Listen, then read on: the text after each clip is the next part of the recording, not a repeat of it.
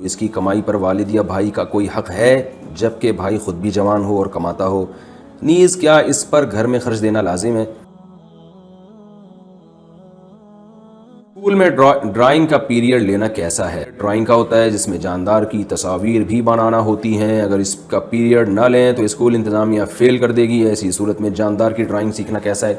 چہرے کی تصویر ہاتھ سے بنانا بالکل حرام ہے، یہ تو وہ تصویر ہے جو منسوس ہے، اس میں تو دو رائے ہو نہیں سکتی، اللہ یہ کہ شدید ترین ضرورت ہو کوئی، تو اس لیے آپ اپنے آپ کو اس عمل سے بچائیں، اپنے ٹیچر سے بات کریں، پھر بھی وہ باز نہیں آتے تو میں اس بارے میں خاموشی اختیار کروں گا۔ میں نہیں چاہتا کہ کوئی ناجائز کام کرے اور میرے کندھے پہ رکھ کے بندوق چلائے، آپ کس قدر مجبور ہیں وہ آپ جانیں، آپ کے ٹیچر جانیں، میں دعا ہی کر سکتا ہوں اللہ تعالیٰ ہدایت عطا فرمائے۔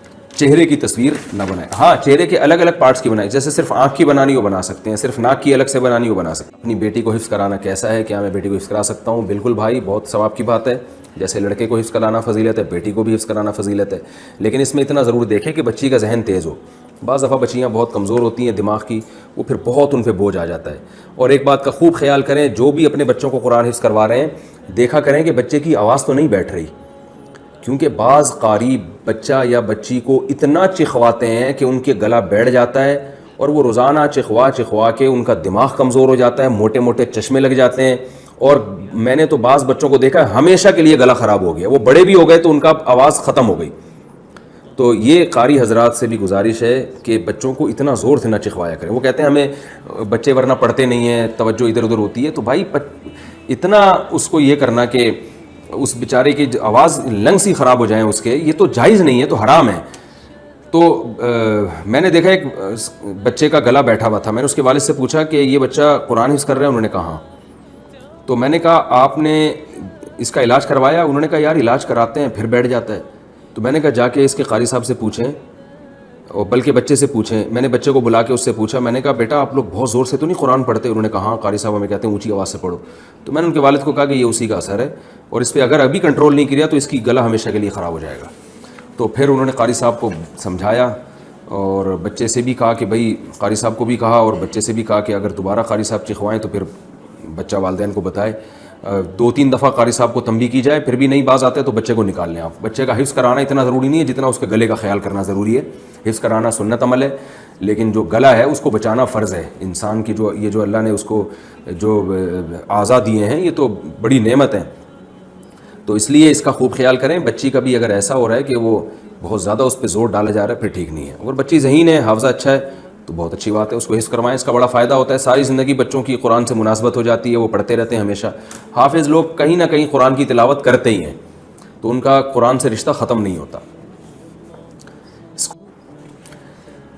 ٹوپی پہننے کا شرعی حکم، شاہد حیدر صاحب، کیا ٹوپی نہ پہننا گناہ ہے؟ بھائی ٹوپی کرانا گناہ ہے، ٹوپی نہ پہننا گناہ نہیں ہے، لیکن خلاف سنت ہے۔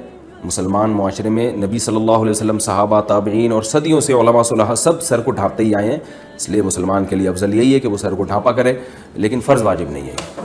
کیا بیٹی یا بہن کی کمائی میں والد اور بھائی کا حق ہوگا؟ صلہ خان، اگر گھر میں بیٹی یا بہن کماتی ہو تو اس کی کمائی پر والد یا بھائی کا کوئی حق ہے جبکہ بھائی خود بھی جوان ہو اور کماتا ہو؟ نیز کیا اس پر گھر میں خرچ دینا لازم ہے؟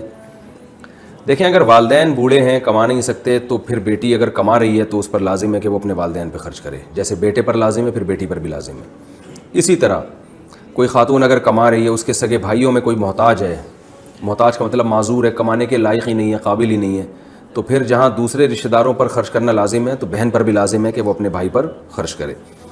اس کے علاوہ عورت پر لازم نہیں ہے کہ وہ کسی پہ خرچ کرے۔ بھائی اگر جوان ہے اور کماتا بھی ہو تو پھر بہن پر لازم نہیں ہے خرچ کرے، لیکن یاد رکھیں اگر خرچ کریں گی تو بہت ثواب ملے گا، کیونکہ رشتہ داری جوڑنا اور رشتہ داروں پہ خرچ کرنا اس سے تو بڑی برکت ہوتی ہے۔ نبی صلی اللہ علیہ وسلم نے فرمایا جو چاہتا ہے کہ اللہ اس کی عمر میں برکت دے فلیصل رحمہ، اس کو چاہیے کہ رشتہ داری کو جوڑے، تو خرچ کرنے سے بہتر تو کوئی جوڑ کا ذریعہ ہو ہی نہیں سکتا۔ نماز میں کمر سے شرٹ اٹھ جائے تو کیا حکم ہے؟ کہ نماز میں پیچھے سے شرٹ اوپر اڑ جاتی ہے جس سے بسا اوقات صدر کھل جاتا ہے، اس سے نماز پڑھنے والے اور جو پیچھے کھڑے ہوتے ہیں ان کی نماز صحیح ہوگی کہ نہیں ہوگی؟ یہ بڑی بدعت ہے، آج کل پینٹ شرٹ پہن کے نماز پڑھتے ہیں اور شرٹیں چھوٹی چھوٹی ہوتی ہیں، تو یاد رکھیں ناف سے نیچے کا جو گھٹنے تک کا علاقہ ہے یہ سطر میں داخل ہے، تو کمر بھی اسی میں ہے، نیچے کمر کا جو نچلا حصہ ہے، شرٹ جب اوپر اٹھتی ہے تو کمر بھی بسا اوقات کھل جاتی ہے، تو کمر کا اگر اتنا حصہ کھل گیا اور 3 دفعہ 3 تسبیح کے بقدر 3 دفعہ سبحان ربی الاعلیٰ کے بقدر کھل گیا تو نماز واجب الادا ہو جاتی ہے، اس نماز کو لوٹانا لازم ہے۔